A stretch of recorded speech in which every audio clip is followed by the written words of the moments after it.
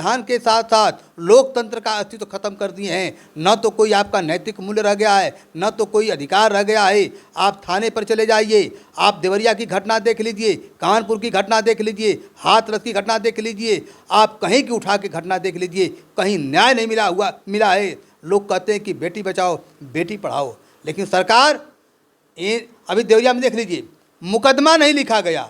बहुत सी ऐसी केसें आती हैं। तो बापू भवन विधानसभा के गेट के सामने इस तरह की दर्दनाक घटना होती है। टेम्पो में बैठा करके लोग जाते हैं, रात भर रेप करते हैं, पुलिस को पता नहीं चलता है, जबकि पूरे लखनऊ में हर चट्टी चौराहे पर दर्जनों कैमरा लगे हुए हैं। अब तक उनकी गिरफ्तारी नहीं हुई, न ही कोई कार्रवाई हुई। और प्रशासन को देख लीजिए, जो बहुत सा आवास, बहुत दवा दारू घोंसी में दिए लोग। जनपद पूरे प्रदेश के बाहर के सेंट्रल गवर्नमेंट के मंत्री विधायक कौन कौन नहीं आए थे, वो जनता बता दी कि आपने क्या दिया है। ओम प्रकाश राजभर जी अब एकदम हल्के हो गए हैं। वो कब कहाँ चले जाएंगे, कब क्या बोलेंगे, उनका कोई लोड नहीं ले रहा है, कोई उनका मतलब नहीं है। उनको सब हल्के से जनता भी हल्का कर दी है। जहाँ जा रहे हैं कोई पूछ नहीं, एक हंसी का एक तरह कहिए कि एक तरह से जोकर हो गए हैं। नमस्कार मित्रों, आप सभी का विलेज दुनियादारी न्यूज़ में स्वागत है। मित्रों, आज हम गाजीपुर के जनपद में हैं और हम बात करने वाले एक ऐसे कद्दावर नेता जो पूर्वांचल के क्षेत्र में अपनी अलग ही पहचान बनाए हुए हैं। पूरे प्रदेश में भी इनका अलग पहचान है और अब उनसे बातचीत करेंगे। सर, आपका सबसे पहले हमारे चैनल में स्वागत है। सर धन्यवाद, थैंक यू। अपना थोड़ा सा परिचय दीजिएगा। सर, मैं चंद्रिका यादव, समाजवादी पार्टी प्रदेश सचिव हैं। तो इस प्रकार इस समय जो समाजवादी पार्टी में किस प्रकार की रणनीति बन रही है, जिस प्रकार से घोसी विधानसभा की जब जीत हुई तो इस पे क्या रणनीति बन रहा है लोकसभा? देखिए, जब इंडिया गठबंधन हुआ उसी दिन तय हो गया कि हम लोग कोई भी चुनाव लड़ेंगे, जीतना है और जीत करके दिखाए। उसका ताज़ा उदाहरण आपका घोसी का उपचुनाव है। हम लोगों ने बहुमत से, काफ़ी बहुमत से, उसमें बहुत से कद्दावर नेता थे जो इतना ओछा बयान दे दिए। कुछ लोगों ने तो सैफई भेजने की बात करने लगे, लेकिन स्वयं वो अपने घर चले गए। तो यह कहीं ना कहीं हम लोगों का ये जो गठबंधन हुआ है, इससे हम लोग की जीत हुई। जैसा कि मिर्ज़ापुर में उपचुनाव हुआ तो उसमें तो समाजवादी पार्टी हार हुई थी, इस पर क्या बोलना चाहेंगे? मिर्ज़ापुर का उपचुनाव की बात कर रहे हैं? जी सर। देखिए, वहाँ का जो उपचुनाव हुआ था, वहाँ बीजेपी ने, उस समय गठबंधन नहीं था, इंडिया नहीं बना था, और बीजेपी जीतते हुए प्रत्याशी को ज़बरदस्ती हरा दी। जो लड़की थी वह काफ़ी मजबूत थी, पढ़ी लिखी थी, चुनाव जीत गई थी।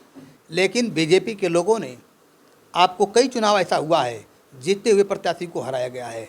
वो प्रत्याशी हमारा हारा नहीं है, जीता है। इसमें आपको लगता है धांधली हुआ है? एकदम। और प्रत्याशी जीत चुका था, उसको ज़बरदस्ती बीजेपी के लोगों ने हराया। उस पर बताइए, उसका क्या क्या नहीं कार्य, वोट नहीं डालने दिए लोग, प्रचार नहीं करने दिए, लोगों को घरों में बंधक जैसे बना दिया गया था। सोचिए। बात है कि जैसा कि यहाँ पे लोकसभा प्रवास योजना 2023 में ही फरवरी में रखा गया था। इससे यहाँ से गाजीपुर से संदेश गया था कि पूरे प्रदेश में, अलग अलग राज्यों में ये संदेश जाएगा कि बीजेपी अब पूरे प्रदेश में यहाँ से, क्योंकि यहाँ से हार हुआ था, तो इस वजह, इस पर क्या बोलना चाहेंगे साहब? देखिए, ये गाजीपुर है और गाजीपुर की जनता जो है जाग गई है और जान चुकी है इस सरकार से कुछ मिलने वाला नहीं है। आपने बेरोजगारी देख लीजिए, 2 करोड़ नौकरी देने की बात किए थे, किसान की आय दोगुनी करने की बात किए थे, शिक्षा को आपने कहा कि हम फ्री शिक्षा देंगे, बिजली फ्री करने की बात किए थे, पानी की बात किए थे, गैस की, पेट्रोल डीजल, किसी भी मुद्दे पर ये सरकार अपने बात से पीछे हटी है। ये कहीं सफल नहीं रही है। गाजीपुर की जनता ने 7 की 7 सीट जिता करके बता दिया कि आपका सारा विकास, सारा आप जो वादा किए थे, सब जुमला था, सब जुमला था। और ये इससे कि जो यहाँ की जनता थी, गाजीपुर की जो जनता थी, वो नकार दिया है। तो आगे आने वाले लोकसभा में चुनाव में आप लोग किस प्रकार की रणनीति तैयार कर रहे हैं? इस बार जो है, जो लोकसभा चुनाव होने जा रहा है, ये जनता का चुनाव है और ये जनता के अस्तित्व का सवाल है। ये उनके अस्तित्व का चुनाव है।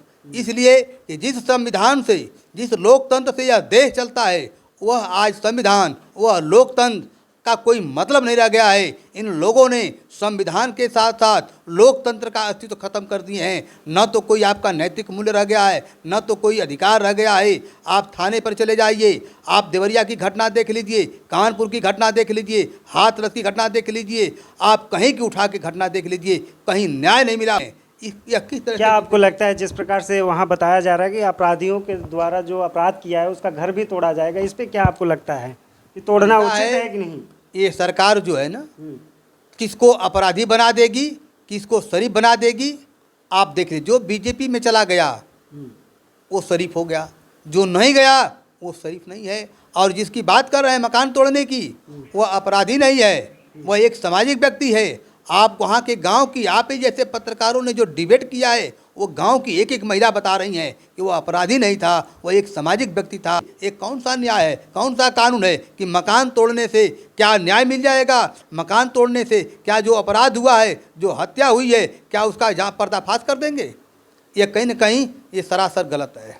जो देवरिया कांड की आप बात किए हैं और बहुत सारी ऐसे अभी बच्चियों के साथ जिस प्रकार से मणिपुर की घटना के बाद हमारे मध्य प्रदेश में जो बेटी के साथ, और 5 अक्टूबर को जो अभी घटना घटी है लखनऊ में, जो कि धरने पे विधानसभा के सामने बैठी थी और उसके बाद 5 तारीख को उसको लेके जाकर होटल में उसके साथ रेप किया गया। अब ये बताइए, जो व्यक्ति कहते हैं कि दीपक तले अंधेरा, जो बापू भवन विधानसभा के गेट के सामने इस तरह की दर्दनाक घटना होती है, टेम्पो में बैठा करके लोग जाते हैं, रात भर रेप करते हैं, पुलिस को पता नहीं चलता है, जबकि पूरे लखनऊ में हर चट्टी चौराहे पर दर्जनों कैमरा लगे हुए हैं। अब तक उनकी गिरफ्तारी नहीं हुई, न ही कोई कार्रवाई हुई। और प्रशासन को देख लीजिए, जो व्यक्ति आपकी धरने की बात कर रहा है, अन्याय की बात कर रहा है, उसको न्याय नहीं मिला, बल्कि उसके साथ रेप हुआ है। क्या यही न्याय है? अब तक अपराधी जब लखनऊ में जब सुरक्षित नहीं है, तो आप मध्य प्रदेश, हाथरस,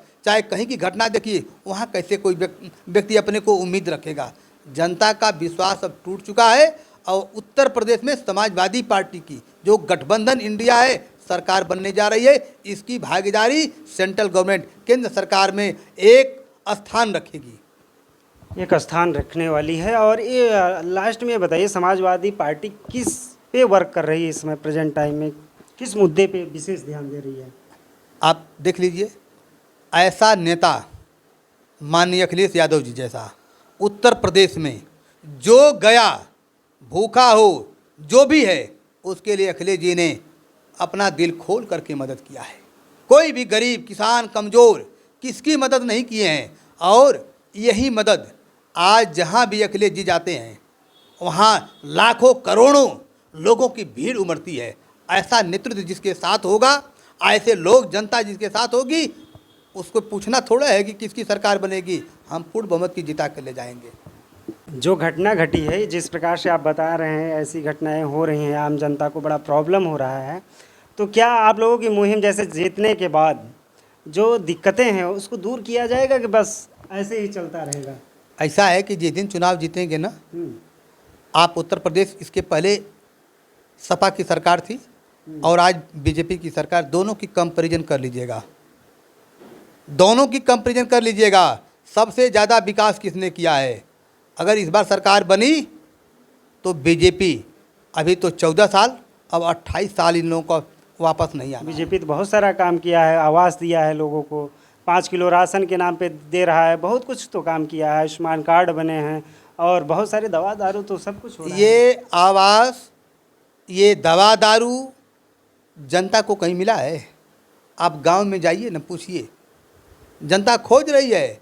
बहुत सा आवास, बहुत दवा दारू घोंसी में दिए लोग। जनपद, पूरे प्रदेश के बाहर के सेंट्रल गवर्नमेंट के मंत्री, विधायक कौन कौन नहीं आए थे, वो जनता बता दी कि आपने क्या दिया है। ओम प्रकाश जी जैसा कि छोड़ के समाजवादी पार्टी को गए, अलायंस कर लिया बीजेपी से, तो क्या लगता है कि ऐसे परिवर्तन फिर आगे होंगे तो समाजवादी भी आएंगे? किसमें क्या करना होगा? ओम प्रकाश राजभर जी अब एकदम हल्के हो गए हैं।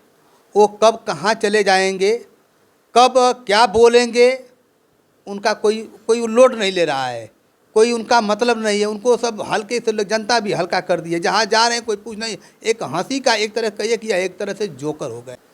इनके बयान का कोई मतलब, ये चाहे भाजपा में चले जाए, अगर ये नेता होते, ये राजनीतिक होते तो ठीक है, बीजेपी में गए हैं, आप जाति जनगणना करा दीजिए, आप आरक्षण की बात करिए, आप रोजगार की बात कीजिए, अपना जो दलित बैकवर्ड का जो हक है, जो संवैधानिक हक है, उसको दिला दीजिए, तब तो हम मानेंगे कि आप वहाँ गए हैं। आप तो सिर्फ और सिर्फ अपनी रक्षा के लिए गए हैं। अगर वहाँ न जाते तो फिर जनता इनको नहीं छोड़ेगी। वो 7, 9, 11 की बात करते हैं और उस पर कह रहे हैं कि आगे चलकर हम मांग भी पूरा कर लेंगे और इस पे एक विशेष इसके पहले भी वो बीजेपी में जा चुके हैं। वो 7, 9, 11 की मांग का तब कायम किए थे। आज उनको चिंता है, अरे वो अपनी मांग है, अपने लड़के को, अपने बहू को, अपने बेटे की। उन्हीं के दल के महेंद्र राजभर जी हैं जिन्होंने एक दल बनाया है। अब सोचिए, वो भी कह रहे हैं कि ये केवल अपने बेटे, बहू, पत्नी के लिए राजनीति कर रहे हैं। वो सर्व समाज, अपने समाज की बात नहीं कर रहे हैं। न जनजाति जाति जनगणना की बात करेंगे, न आरक्षण की बात करेंगे, न संविधान की बात करेंगे। वो तो सिर्फ और सिर्फ अपने बच्चे को, अपने परिवार को स्थापित करना चाहते हैं, उनको सदन के अंदर भेजना चाहते हैं। उनका यही सोच है। लोगों को क्या संदेश देना चाहेंगे, क्या अपील करना चाहेंगे आप? हम तो जनता से यही कहेंगे कि आप ऐसे नेता को चुनिए जो जनहित के सवाल पर, किसान के सवाल पर, विकास के सवाल पर, शिक्षा के सवाल पर, महंगाई के सवाल पर जनता के बीच में 2 कदम जनता के साथ खड़ा रहे। ऐसे ही नेतृत्व को चाहिए। अगर वह नेतृत्व किसी के अंदर है, वो समाजवादी पार्टी के माननीय अखिलेश यादव के अंदर कूट कूट कर भरा है। चलिए, बहुत अच्छा लगा, बहुत बहुत धन्यवाद सर। Thank you. मित्रों, हम बात कर रहे थे समाजवादी पार्टी के प्रदेश सचिव और बहुत सारा विषय था और उन्होंने बड़ा बेबाकी के साथ अपनी बातें रखा और हर एक सवालों का जवाब दिया। आप सभी को जवाब सुनकर अच्छा भी लगा होगा। मित्रों, आप सभी से अब विदा लेते हैं, मिलते हैं किसी और वीडियो के साथ। तब तक के लिए जय हिंद मित्रों।